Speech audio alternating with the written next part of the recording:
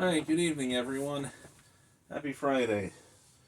Okay, so, as many of you may know from some of my previous videos, tomorrow, Saturday, August the 3rd, I am officially releasing the video for my song Good Cop, Bad Cop.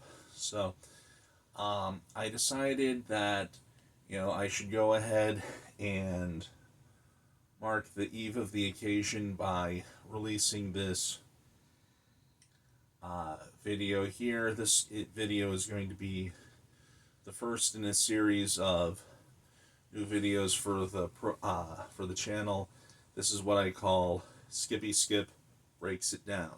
Okay, so simply put, this is where I go and go through the music theory and the orchestration of what led me to write this song and how it was created.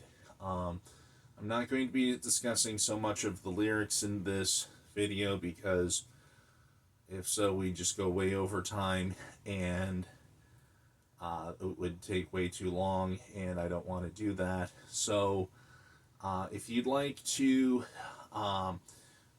hear the story on how I came up with the lyrics, then write down in the comments and we'll see if we can make it a reality in the coming sessions. But anyway, tonight we're going to focus on Good Cop, Bad Cop. We're going to focus on how I came up with the song, how I wrote it, and go from there. So, I got my electric guitar here, and we're going to go through it. So first off, let's just go through this basic story of how I wrote it. So,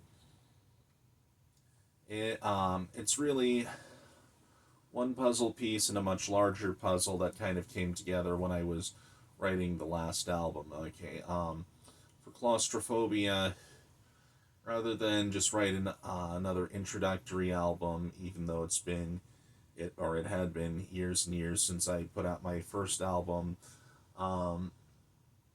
rather than reintroduce myself, I had a moment of clarity because this was during the COVID-19 pandemic where I said, this isn't about me. This is about us.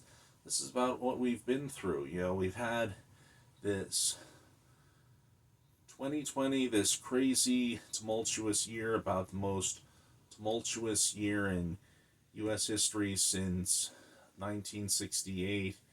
And, we've got all these shared experiences.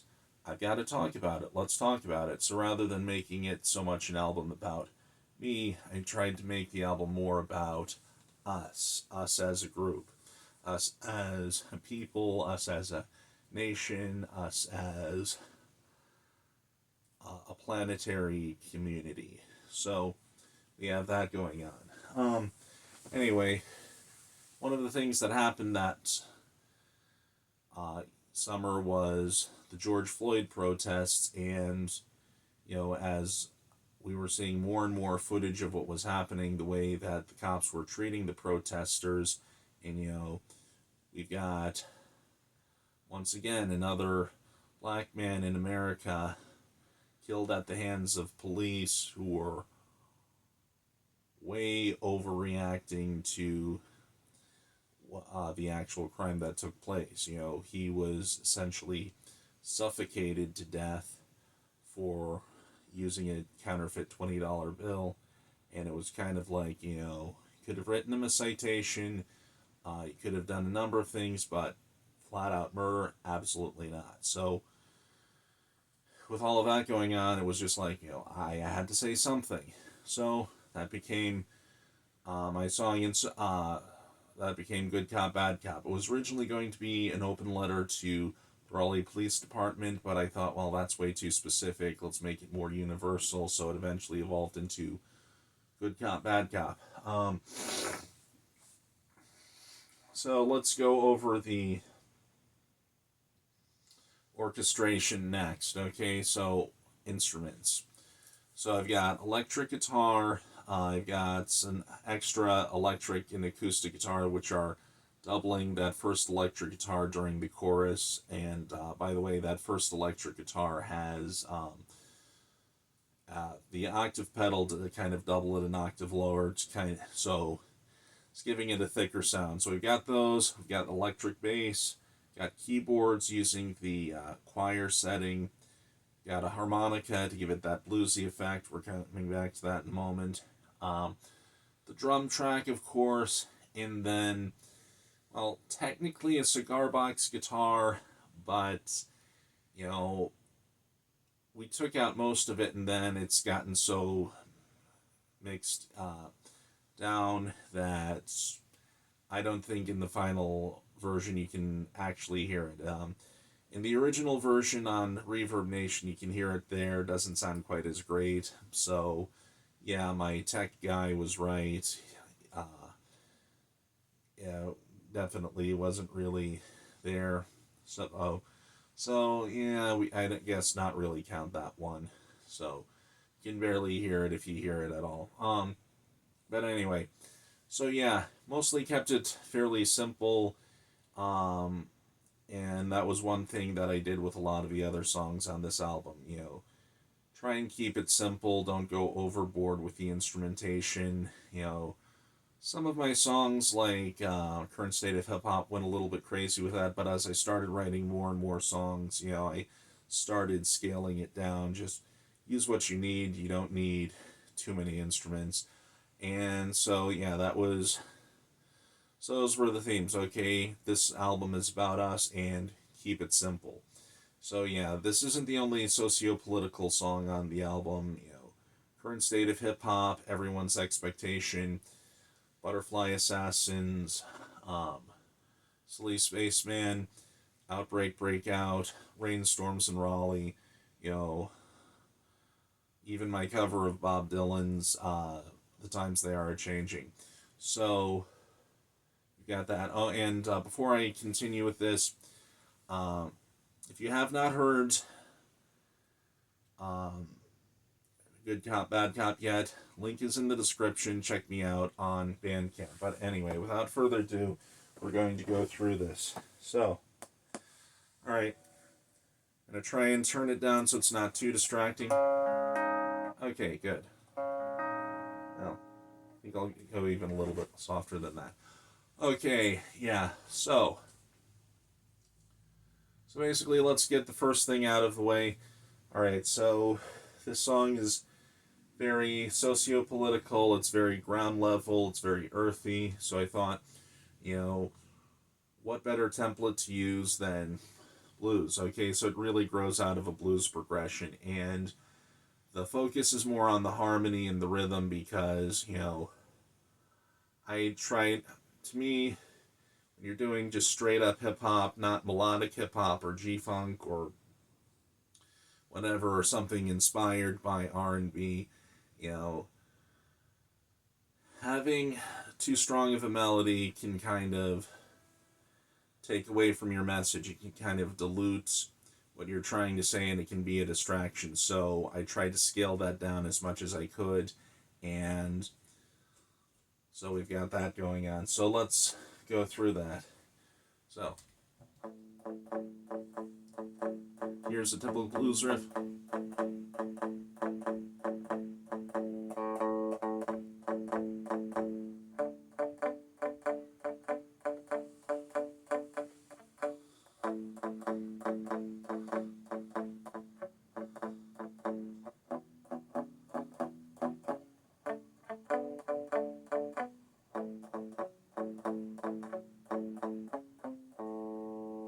Okay, so now if you've heard the riff to Good Cop, Bad Cop, which I'm going to play in a moment, you're thinking, whoa, how does it go from that to that? Well, it's kind of a few changes, okay, variations on a theme, except we've lost the first 4 or 5 variations, so we go from the original to about the 6th variation or so.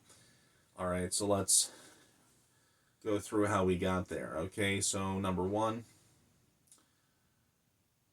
change the key that we're in. Okay, so I went from playing in a major key to playing in a minor key, and also I'm not playing A major or minor like I was before. And for good cop, bad cop, it's G sharp minor. So it sounds like this.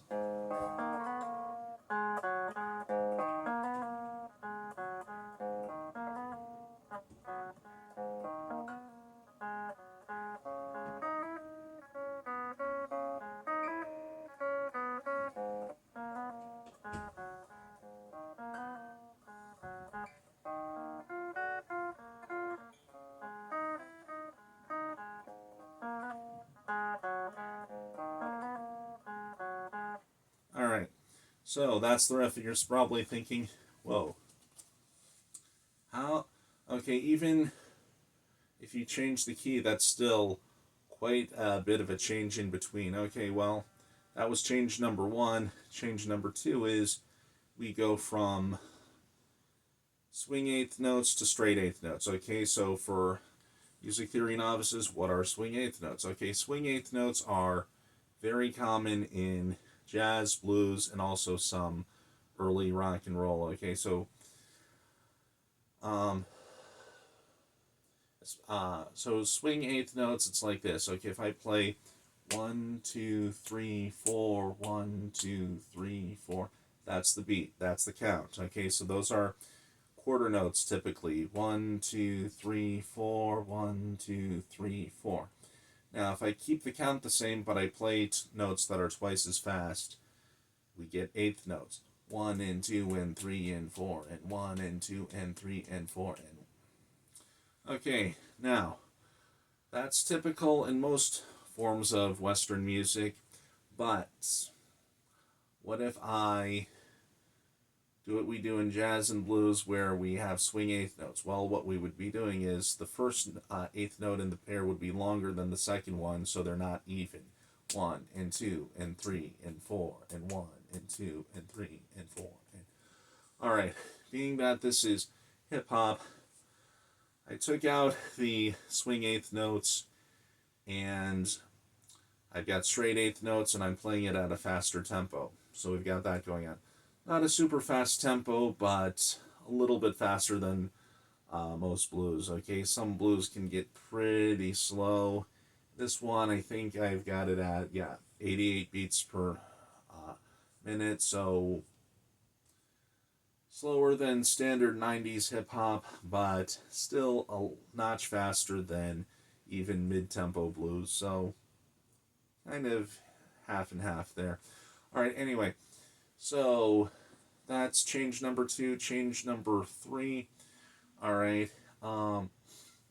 So if I played this in G sharp minor, it would sound something like this.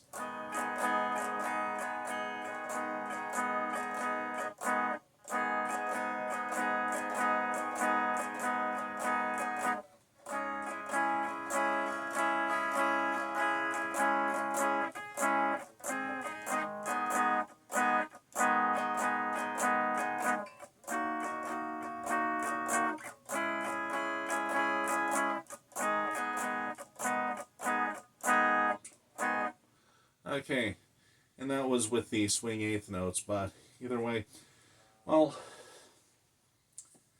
the third change that I made was I kind of elaborated on it. So instead of doing instead of doing tertian chords, that is, notes based on stacked thirds, the root, the third, and the fifth of the chord, or of the scale, it's based on, I've got quintal chords, so that is root, fifth, and then the ninth or the second an octave up. So I'm inspired a lot by Joe Satriani, Rush, Dream Theater, The Police. I know it's kind of ironic that I listened to a band called The Police, and yet this song is called Good Cop, Bad Cop, but neither here nor there. All right, so this song, so for Good Cop, Bad Cop, for that typical chord progression, which, by the way, and I'm sorry I didn't explain this earlier, a typical blues progression is based on four chords, three chords in a 12 measure pattern. So you've got the root chord for 4 measures in your first line. Then you've got the 4 chord for 2 measures in the next line, followed by another 2 measures of the root chord. Then you go to the 5th chord for a measure, the 4th chord for 1 more measure, and then the root chord or the 1 chord for 2 more measures. Okay, that's a typical blues pattern. Anyway, instead of doing major chords or even doing dominant 7th chords or minor chords, I did a change where I've got the root, perfect 5th, and that 9th. Okay, so they're stacked perfect 5ths.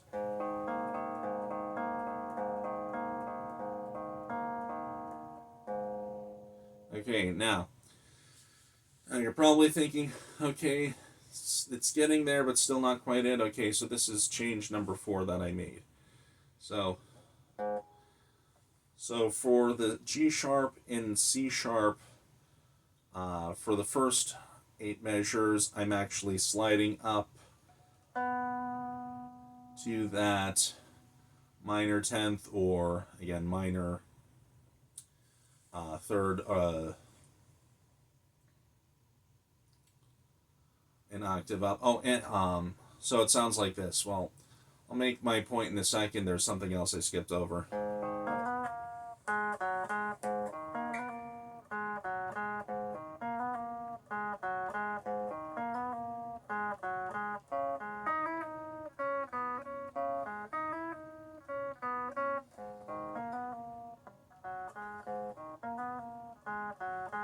Okay, now so I slide up, so they're still quintal chords for the most part, but they slide up to that minor 3rd in there, so you still get that minor tonality in there. And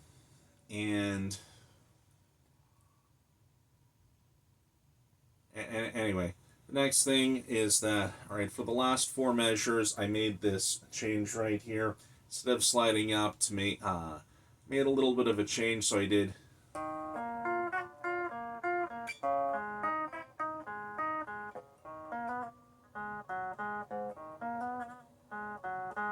All right. So I come back to the slide in the last 2 measures, but for those 2 measures, that D sharp, that C sharp, okay, and we'll call them sus2 chords really, but I'll come back to that in a second. Basically, I took out the slide and just kind of did an arpeggio.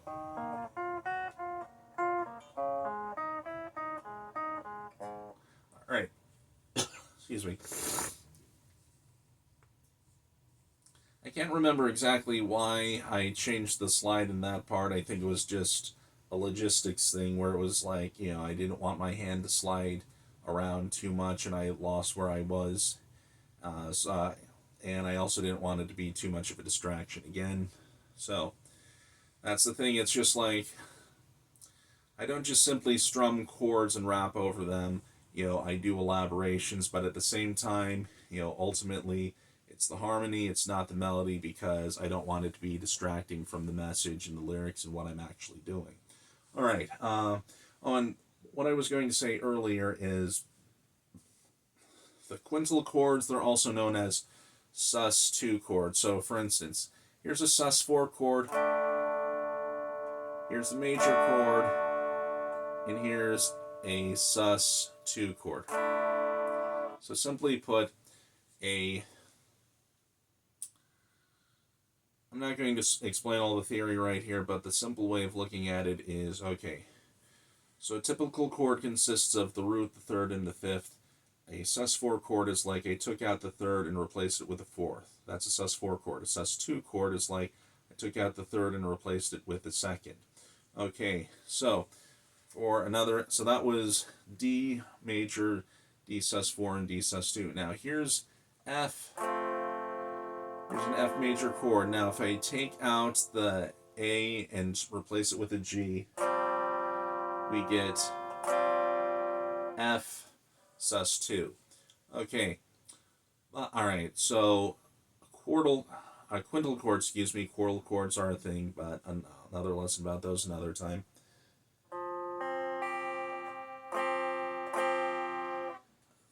The difference is just that with a quintal chord, you've taken the second and you've raised it up an octave, so everything is based on stacked perfect fifths.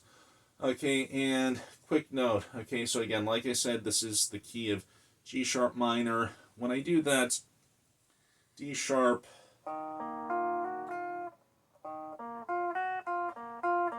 that D sharp sus2 chord, technically I'm switching from G sharp minor to G sharp Dorian because that this D sharp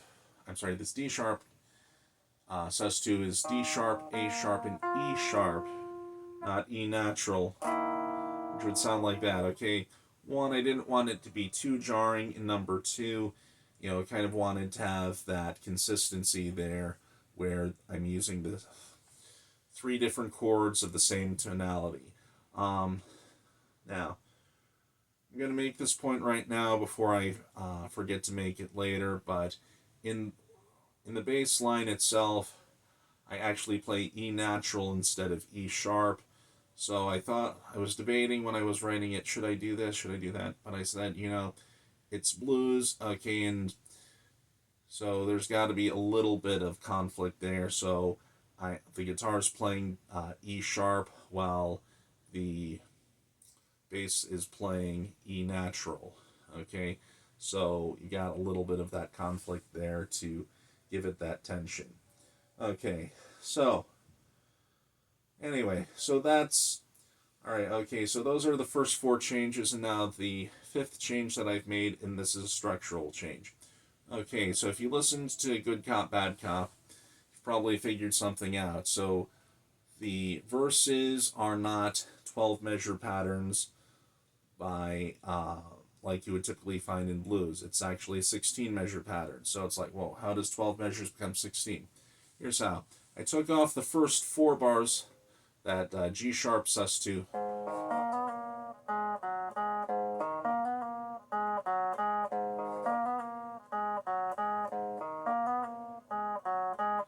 And I kept that in the intro. So the G sharp sus2 is in the intro. And then the C sharp sus2,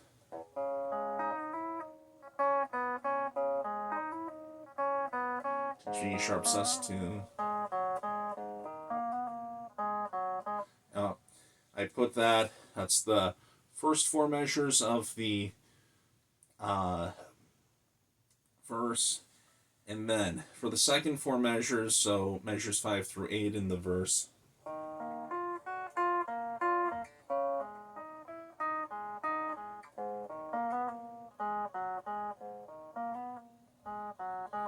D sharp sus2, C sharp sus2, back to G sharp sus2.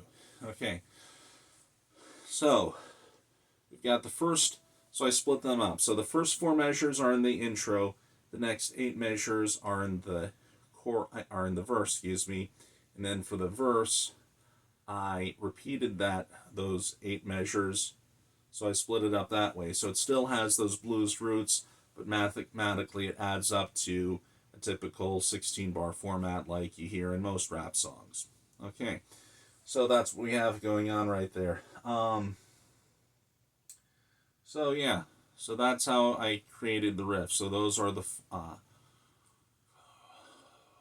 changes there that are going on. All right, and that's how I put those together. Now, so that's the A section. Okay, the thing about me is I don't like to do what a lot of rappers do, which is just they have this one loop and it goes on and on and on throughout the entirety of the song. It gets monotonous after a while, and the other thing is that, I'm an MC, but I'm still a virtuoso instrumentalist, so I like to challenge myself. I like to create things that are challenging to play. I like to do things that challenge the listener. I like things that sound interesting and diverse. So for the chorus, I did something different, and That is this. Okay, so in the chorus, I switch from being in G sharp minor to being in E major. Okay, so it's a major, the two notes are a major third apart.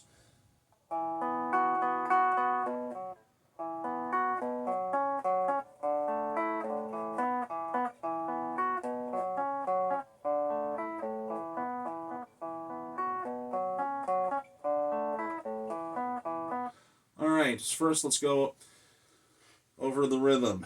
Okay, so it's 4 chords, starting, it's E, B, to D, to A. Alright, and first off, let's get the obvious out of the way. The second chord in each measure is happening, the attack happens on the and of 2, not on 3, but on the and of 2. So this is not a clave rhythm, but the habanera rhythm. It's cousin, basically. So that would be like 1 and 2 and 3 and 4 and 1 and 2 and 3 and 4 and 1 and 2 and 3 and 4, 1 and 2 and 3 and 4. Alright, so now that I got that out of the way, second part of that particular chord progression is those chords that I played, those were still quintal chords, so that was E sus2 to B sus2, D sus2 to A sus2.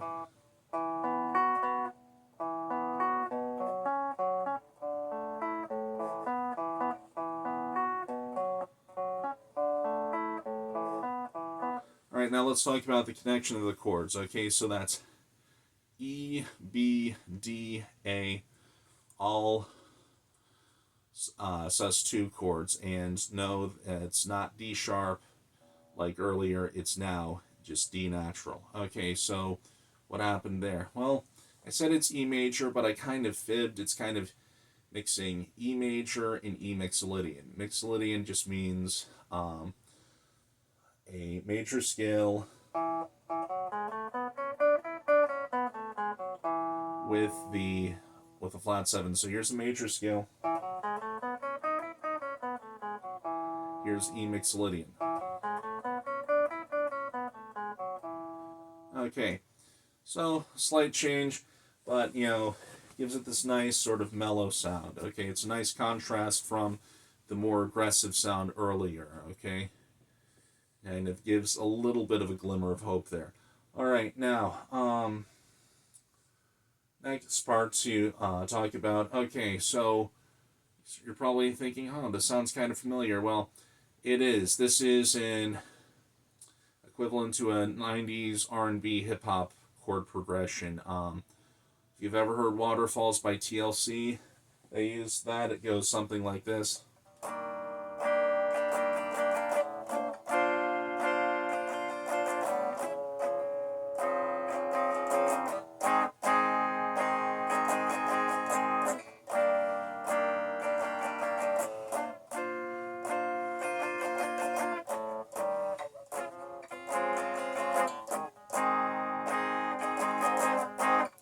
Okay, so that's E flat major 7 to E flat major 7 to B flat add 9 to D flat major 9th to A flat. Okay, and the second time I changed to D flat major 9th to D flat major 7, but it's still the same idea. Okay, so it's got some extensions in the chords, make it sound more soulful, but when you look at the roots of the chords, it's still the same thing. Okay, so that's Waterfalls by TLC. Show Me Love by Robin is another such song which used that chord progression. And so this is one of those songs that was like, when I was writing it, I don't think I sat down and said, "Oh, I'm going to use this chord progression," but I don't know, it just kind of happened, just kind of came together like that. All right, now, I haven't announced it earlier. I'm going to make this part 1. I'm going to have part 2 come out tomorrow because there's just a lot to explain here. So I'm going to finish up talking about the guitar parts and everything, and then we'll move on to the different instruments tomorrow. So it'll probably be a pretty short, or comparatively short, part 2, but I just had realized when I was trying to make this earlier, yeah, I'm not going to be able to discuss everything in one video. Okay, so so we have that going on, and then in the bridge, okay, so I said earlier we've got the A section and the B section. The bridge is the C section, okay? And so I'm introducing a third thing into the mix. And for this one, it's really there mostly so that I can catch my breath, because at that point I've been rapping for 3 verses and 3 choruses. I've been going for, how much is it?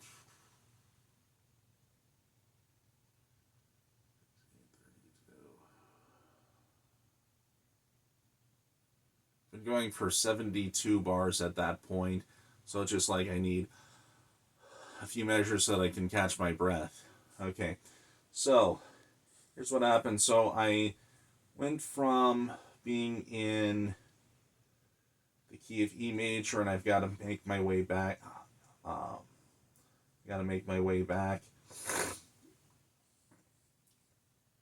here's what happens. Okay, so I do that D major 9, but I do it in kind of an elaborated way like this. Alright, that's the first chord. Then the next chord is I have the F sharp minor 7.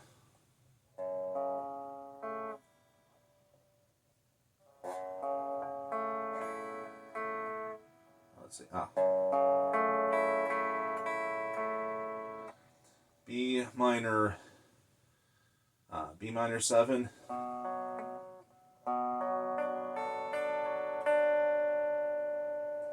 E7. Let's see.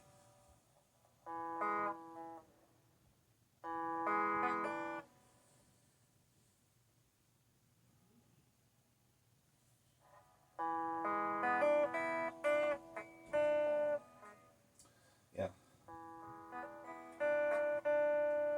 Okay, then I've got A7 over C sharp.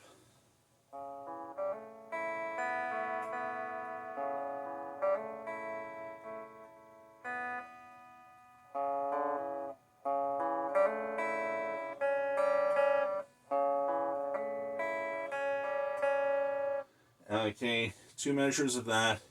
Then I slide back into that G sharp minor sus2.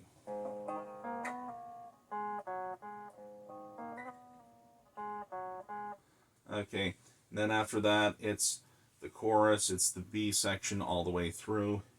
Then the only other thing is at the very end, I narrow it down, just do the solo notes, E to B, D to A.